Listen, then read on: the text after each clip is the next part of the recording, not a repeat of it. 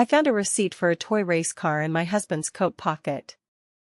Our daughter was 6 years old, and she had never once asked for a race car. That single piece of paper, crumpled and soft from being carried around for weeks, was the first thread I pulled.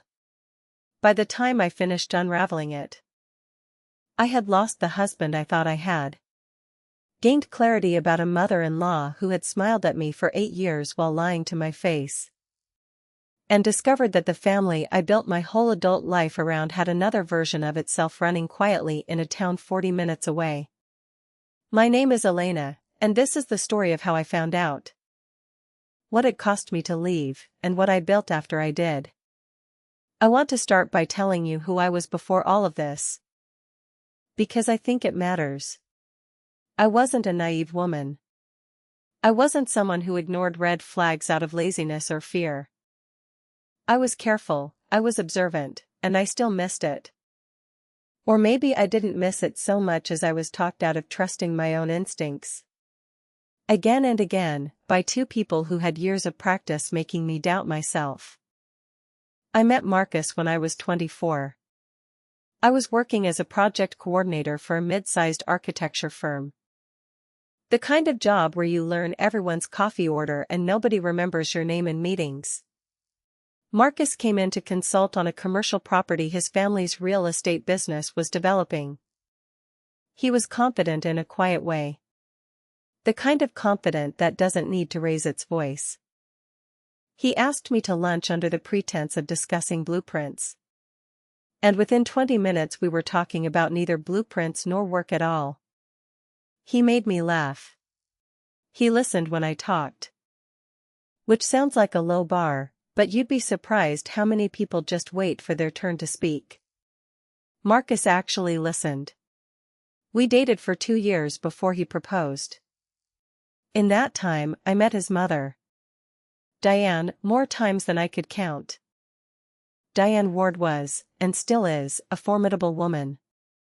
She built the family's property management company from a single rundown apartment building into a portfolio of 40 properties across 3 counties. After her husband, Marcus's father Richard, died of a heart attack when Marcus was only 19. Diane raised Marcus alone from that point forward. And she never let anyone forget the sacrifices she made to do it. She was proud, sharp, and deeply protective of her son. Sometimes in ways that felt less like love and more like ownership. I didn't see that clearly at first. At first, I saw a woman who had survived something hard and come out stronger. I admired her. I wanted her approval. The way you want the approval of anyone who holds power over the people you love. She tested me constantly, in small ways. She'd invite me to family dinners and then casually mention how much Marcus's high school girlfriend had loved cooking. As if daring me to compete. She'd ask about my career plans and then sigh. Just audibly enough, about women who prioritized work over family. I told myself this was normal mother-in-law behavior. The kind every romantic comedy warns you about. Something you push through because the man is worth it. Marcus and I married when I was 26. Our wedding was modest by the Ward family's standards. Which Diane made sure to mention more than once. Though she paid for most of it and used that fact like a leash for years afterward. I gave up my job at the architecture firm 2 years into the marriage. Not because Marcus demanded it, but because Diane suggested, repeatedly and with increasing pressure, that I come work part-time doing the books for the family business instead. It made sense on paper. Flexible hours. Family income staying in the family, a chance for me to prove I was truly committed to the Ward name. I said yes because I loved my husband and I wanted his mother to love me too. Our daughter Lily was born when I was 29. She has Marcus's eyes and my stubbornness. And from the moment she arrived, I reorganized my entire life around her. I want to be honest about something here. I don't regret that. I don't regret loving my daughter fiercely or building my days around her needs. What I regret is believing that doing so meant I had to shrink everything else about myself. Including my instincts, including my voice, including the quiet alarm bells that started ringing sometime around Lily's 4th birthday and that I spent almost 2 years talking myself out of hearing. The first sign was small enough that I laughed about it with my sister Hannah over the phone. The way you laugh about something before you understand it's not funny at all. Marcus started taking more business trips. He managed the leasing side of the family properties, which had always required some travel, checking on buildings in neighboring counties, meeting with contractors, that sort of thing. But the trips got longer. A one-night stay became 2 nights. 2 nights became a standing arrangement where he'd leave Thursday morning and return Saturday evening. Every other week, for what he called quarterly maintenance reviews. I asked him about it once, casually, over dinner. He said the Riverside portfolio, a set of properties about 40 minutes outside our town, needed more hands-on management because the previous property manager had quit and Diane didn't trust anyone else to oversee it properly. It made sense. Diane's trust issues were legendary in our family. I let it go. The second sign was the phone. Marcus had always been relatively open with his phone. The kind of couple who didn't have passwords on anything. Who left phones face up on the counter without a thought. Sometime after Lily turned 5, he started taking his phone into the bathroom when he showered. He started sleeping with it under his pillow instead of on the nightstand. When I asked why, he said work had gotten more stressful. That Diane texted him constantly about tenant complaints at odd hours. And he didn't want the notifications waking me. It was a reasonable answer. It was always a reasonable answer. That was the thing about Marcus. He never lied clumsily. He lied the way someone lies when they've had years of practice being believed. The third sign, and the one I think back on most, was money. I did the books for the family business. Remember, so I had access to certain accounts. Though not all of them, not the ones Diane kept under her own name for what she called legacy planning. Around the time Lily turned 5.5, I noticed a recurring cash withdrawal from a business account Marcus had access to. Always around $2,000, always on the first of the month. Categorized in the ledger as Riverside maintenance contractor payment. Cash. I asked Marcus about it. He said the maintenance contractor on the Riverside properties, a man named Tom, preferred to be paid in cash for smaller jobs. No paper trail, tax reasons on his end. I asked why we didn't just get a receipt for our own records. Marcus said he'd handle it going forward. He never did. I let it go. Because I trusted him, and because Diane, when I mentioned it to her once in passing, waved her hand and said, "Elena, sweetheart. Some of these old contractors are set in their ways. Don't make it complicated," in a tone that made me feel foolish for asking. I want to pause here and say something to anyone listening to this who has felt that specific kind of foolish. The kind that comes from asking a reasonable question and being made to feel like the unreasonable one. That feeling is not proof that you're wrong. Sometimes it's proof that someone is working very hard to keep you from being right. The fourth sign was the receipt. It was late October. About 2 years after the trip started. Marcus came home from a Riverside trip and hung his coat on the hook by the door the way he always did. Lily had a cold that week, so I was doing laundry more often than usual. And I went through his coat pockets out of habit, checking for tissues, gum wrappers, the small debris of a person's day.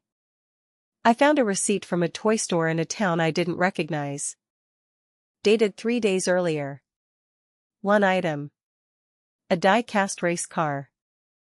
The kind aimed at boys around 4 or 5 years old. $42. Lily was 6. She had never once asked for a race car. She was, at the time, deeply obsessed with a cartoon about a veterinarian clinic for magical animals. And every gift request out of her mouth for the past year had involved either a stuffed creature or art supplies. I stood in our laundry room holding that receipt for a long time, turning it over, trying to build an innocent explanation the way I had built one for every sign before it. A gift for a coworker's kid. A gift for one of Diane's tenants' children. Something for a nephew on his side I'd forgotten about. I couldn't find a story that fit. And for the first time in 2 years, I let myself sit with the discomfort of not having one. Instead of rushing to invent it for him, I didn't confront him that night. I want to be honest about why. Part of it was fear, plain and simple. Fear of being wrong and looking paranoid. Fear of being right and having to face what that meant. But part of it was something colder and more useful. I had spent 2 years being told my instincts were overreactions. I decided that before I said another word to Marcus or to Diane, I was going to find out the truth for myself. On my own terms, with my own evidence. So that no one could talk me out of what I already knew in my body to be real. I hired a private investigator in November. A woman named Carol Beckett who worked out of a small office above a dry cleaner and who did not waste words. I gave her the receipt, the pattern of trips, the recurring cash withdrawal, and Marcus's license plate number. I told her I needed to know where he went on his riverside trips and who he saw. She told me it would take 2 to 3 weeks. It took 11 days. Carol called me on a Tuesday morning while Lily was at school. She asked if I was somewhere I could sit down. I sat down at my kitchen table. The same table where I had eaten breakfast with my husband for 8 years. And she told me that Marcus Ward did not spend his riverside trips managing rundown apartment buildings. He spent them at a townhouse on Larkspur Lane, in a town called Millbrook, 43 minutes from our house. The townhouse was registered under the name Sophie Reyes. Carol had photographs. Marcus arriving Thursday evening with grocery bags. Marcus in the front yard, laughing, pushing a small boy on a bicycle with training wheels. Marcus kissing a woman with dark curly hair on the front porch before going inside as the sun went down. The boy in the photographs looked to be about 4 or 5 years old. He had Marcus's exact smile. I want to describe what that felt like, though I know words fall short of it. It wasn't like a wave crashing over me. It was quieter and worse than that. It was like the floor of my life had been made of thin ice the entire time. And I had been walking across it for years, feeling it flex slightly beneath my feet and telling myself it was solid. And now I was simply watching it crack. Slow motion, no sound at all. I asked Carol to keep digging. I needed to know how long this had been going on. And I needed to know one more thing that was eating at me even in the middle of my own devastation. Did Diane know? It took Carol another 8 days to answer that question fully. And the answer broke something in me that I don't think has ever fully healed. Not because the answer surprised me, but because it confirmed something I had felt in my bones for years and had been too afraid, or too loyal, to name. The townhouse on Larkspur Lane was owned outright. No mortgage, purchased 4 years earlier for cash. The purchase had been made through a small holding company called DWR Legacy Properties LLC. DWR were Diane Ward's initials, plus an R for Richard, her late husband. Carol pulled the incorporation documents. Diane Ward was listed as the managing member. My mother-in-law had personally purchased the house where my husband kept his other family. The boy's name was Caleb. He was 5 years old, 4 months younger than Lily. Sophie Reyes worked as a dental hygienist. And, in a detail that made my stomach turn when Carol told me, she worked at one of the dental offices that leased space in a Ward family-owned commercial property. That was how Marcus had met her. 4 years earlier, on a routine property visit.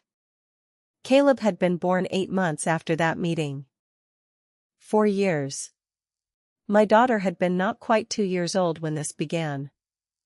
I had spent those 4 years believing I was building a family with a man who was, at the same time, building an entirely separate one. With his mother's money, his mother's silence, and his mother's active help in keeping it hidden from me. I didn't confront anyone right away. I know some people watching this expected me to storm into that townhouse, or scream at Diane at the next family dinner. And I understand that instinct, I really do. But I had spent 8 years being outmaneuvered by people who were better than me at controlling a narrative. And I was not going to hand them the chance to control this one too. I spent the next 10 days building a case the way you'd build a house. One solid piece at a time, and I did it in near total silence. I opened a separate bank account that Marcus had no access to and moved a portion of my own savings into it. Money I had kept from selling a small inheritance from my grandmother years earlier. Money Marcus and Diane didn't know still existed because I had never merged it into our joint accounts. I called my sister Hannah, who lived 2 states away in a city called Ashford. And I asked her, without explaining everything yet, whether she'd have room for Lily and me if I needed to leave quickly. She said yes before I finished the question. I contacted a family lawyer, a woman named Priya Patel, who had a reputation for handling complicated divorces involving family businesses. And I brought her everything Carol had found. Priya told me something I've held on to ever since. She said, "The facts don't need your permission to be true. You don't have to feel ready for them to already be real." I wrote that down on a sticky note and kept it in my wallet for the next year. I also did one more thing before I confronted anyone. Something that still makes my hands shake a little when I think about it. I drove to Millbrook myself, alone, on a Saturday afternoon when Carol confirmed Marcus would be at that townhouse. I parked across the street and I watched for 40 minutes. I watched Sophie Reyes water a row of potted flowers on the porch while Caleb rode his bicycle in tight circles on the driveway. I watched Marcus come out of the front door in a t-shirt I recognized from our own closet at home, carrying 2 glasses of lemonade, one of which he handed to Sophie with a familiarity that made my throat close up. He kissed her temple. He called out to Caleb to be careful near the street. It was, in every visible way, a family. My family, running in parallel, in a house paid for by the woman who had spent 8 years calling me sweetheart while she made it possible. I didn't get out of the car. I didn't confront them there, in front of that little boy who had done nothing wrong. I drove home, picked Lily up from her friend's birthday party, and made her favorite dinner, breaded chicken with the crusts cut into stars. And I sat across from her at our table. And I made a decision. Whatever happened next, it would happen on terms that protected her first. The confrontation came 4 days later, on a Wednesday evening, at Diane's house, during what was supposed to be a routine family dinner. I chose that setting deliberately. I wanted both of them in the same room, together, so that neither could later claim to me or to themselves that they hadn't known what the other was doing. Lily was at a sleepover at her friend Priya's house that night, a detail I had arranged in advance. And I remember the particular kind of calm that settled over me as I drove to Diane's. A calm that felt less like peace and more like the stillness right before you step off a ledge you've already decided to jump from. Dinner started normally. Diane had made her usual pot roast. Marcus talked about a tenant dispute at one of the Riverside buildings. And I remember almost laughing at the word Riverside. At how casually he could still say it. How practiced the lie had become that it no longer even required effort. I waited until dessert was on the table. Then I placed a manila folder next to my plate and I said, "I'd like to talk about Millbrook." I watched something happen to both of their faces at the same time. A kind of synchronized freezing, and in that half-second of silence I got the confirmation I had already known was coming but needed to see with my own eyes. Marcus's fork stopped halfway to his mouth. Diane's hand, which had been reaching for the coffee pot, simply stopped moving, suspended in the air. I know about Sophie, I said. I know about Caleb. I know the townhouse on Larkspur Lane is owned by DWR Legacy Properties. And I know exactly whose initials those are. Marcus went pale and then, in a move I should have expected but somehow still didn't, he got angry, the particular anger of someone who has been caught and reaches for blame as a lifeline. You had me followed, he said. You went digging through our finances behind my back. I went looking for the truth, I said. Because you and your mother spent 4 years making sure I'd never find it on my own. Diane recovered her composure faster than Marcus did. She set the coffee pot down with a controlled, deliberate calm that I recognized instantly, because it was the same calm she'd used on me 100 times before to make me feel unreasonable. Elena, she said, I think you're letting your emotions get ahead of the facts here. Whatever you think you found, I'm sure there's an explanation. There is an explanation, I said. You bought a house for my husband's other son. I'd like to hear you explain that part specifically. She didn't deny it. That's the detail I keep coming back to. Even now. She didn't deny it. She sat back in her chair, folded her hands, and said, I did what I had to do to protect this family. I am this family, I said. Lily is this family. Whatever is happening in Millbrook is not protecting us. It's protecting a secret. What followed was the longest, most honest conversation I ever had with either of them. And I think in some strange way I'm grateful it happened. Even though it happened 4 years too late. Marcus admitted he had been seeing Sophie for 4.5 years. He admitted Caleb was his son, born 8 months after they met. He tried, at first, to frame it as something that happened to him. As though he'd been swept up by forces outside his control. And when I pushed back on that language he eventually admitted, quietly, that he had chosen it, every step. Every visit, every lie he told me about Riverside contractors and cash payments. Diane's part was, in some ways, harder to hear. She told me, with an almost eerie composure, that she had known about Sophie within the first year. That Marcus had come to her in a panic when Sophie told him she was pregnant. And that Diane had made the decision, unilaterally, that the family's reputation and the family business could not survive a public scandal involving an affair and an illegitimate child. She had purchased the townhouse to keep Sophie and Caleb comfortable and, in her words, contained. She had helped Marcus construct the Riverside cover story. She had coached him on what to say if I ever asked questions.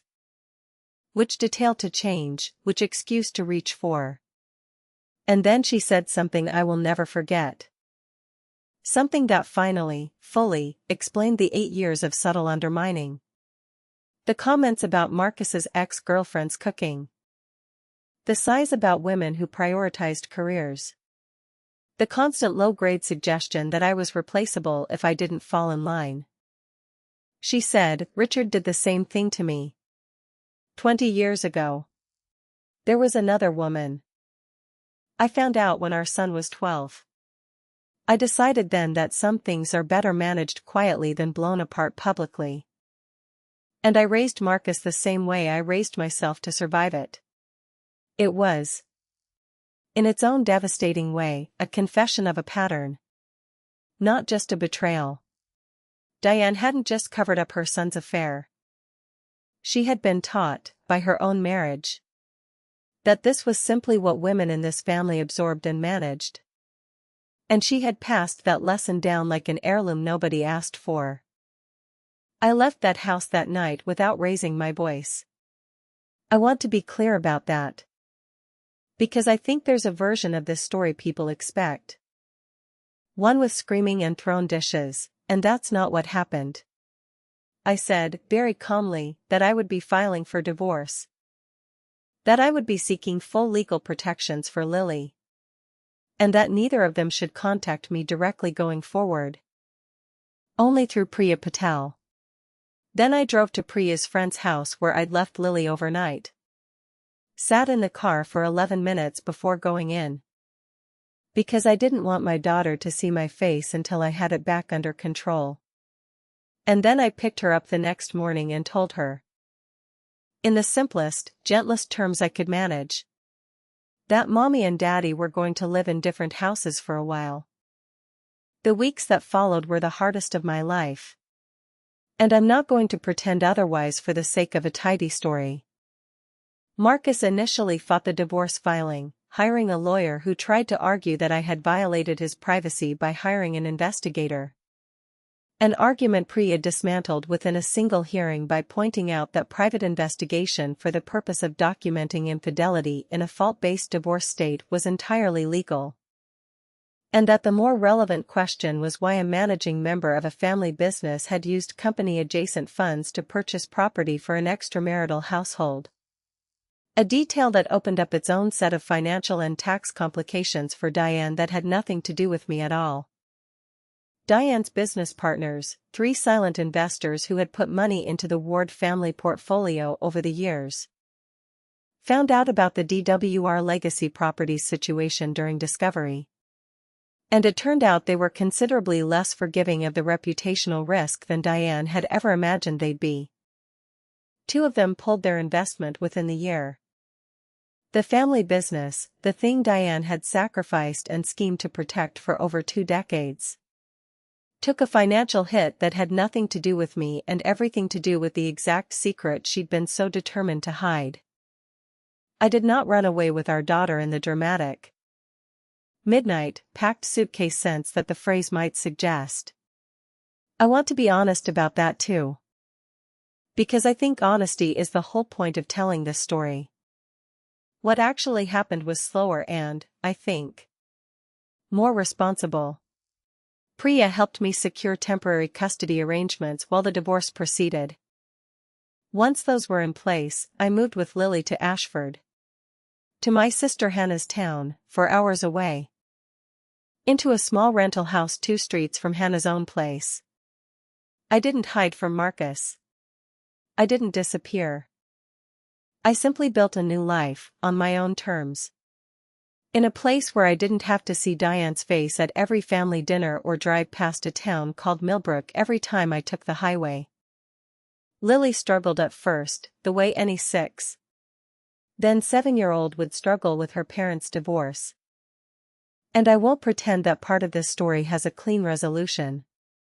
Because it doesn't. Some things simply take time and steady love to heal.